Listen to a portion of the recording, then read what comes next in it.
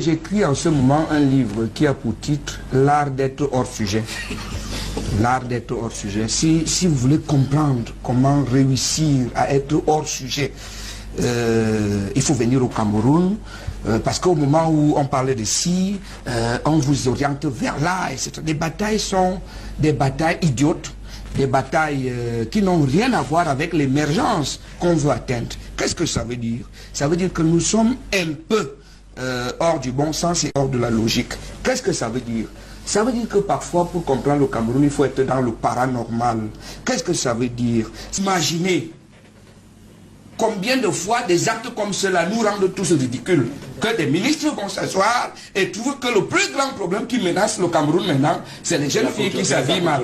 Est-ce que ça dit que ça donne la nausée de le constater? Madame Abenon, il ne faut pas dire au Cameroun, ce sont les jeunes filles qui s'habillent mal.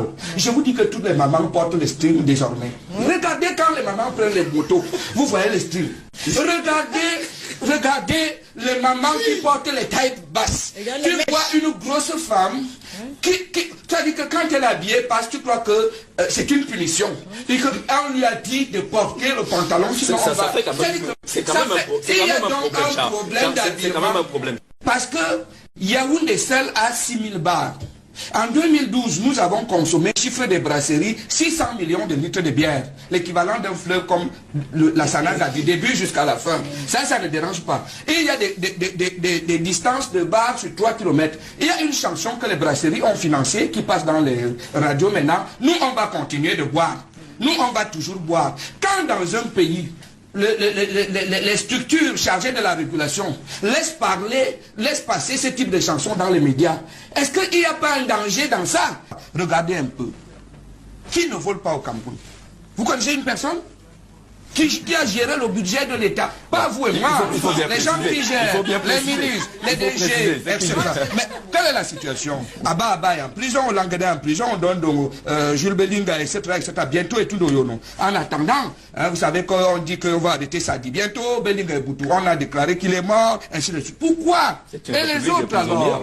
Quand un nouveau ministre arrive, on change tout le mobilier, y compris les tapis, parce que l'autre a envoûté, etc. Voilà les choses qui bouffent l'argent du Cameroun et qui ne nous permettent pas de nous développer. Ce que je voulais dire pour chuter, c'est que si nous voulons construire notre pays et développer notre pays, faisons des économies. Si vous regardez le type de voiture que les Camerounais ont, vous allez vous poser la question de savoir qu'est-ce qui se passe. Regardez les chaises, etc.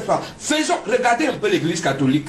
L'église catholique, les prélats, la chaise que Woukim a laissée à Yaoundé, c'est ça que les évêques qui sont là utilisent. Ça ne se cache pas. Si vous regardez un peu ce que l'immobilier, le mobilier, les chaises qui tournent comme ça, les gens pensent qu'en étant sur une chaise qui tourne comme ça, il devient intelligent. C'est faux. Vous savez, pour que tout le monde soit content, pour être crédible, il faut être honnête.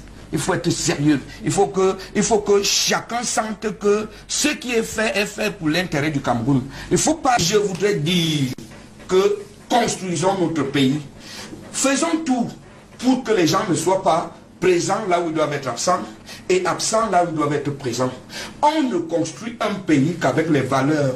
Les vrais sujets aujourd'hui au Cameroun, on a mis ça de côté. Dans mon livre, l'art d'être hors sujet, c'est ça que je fais. Très bien. Tous les pays qui se développent, c'est le mérite.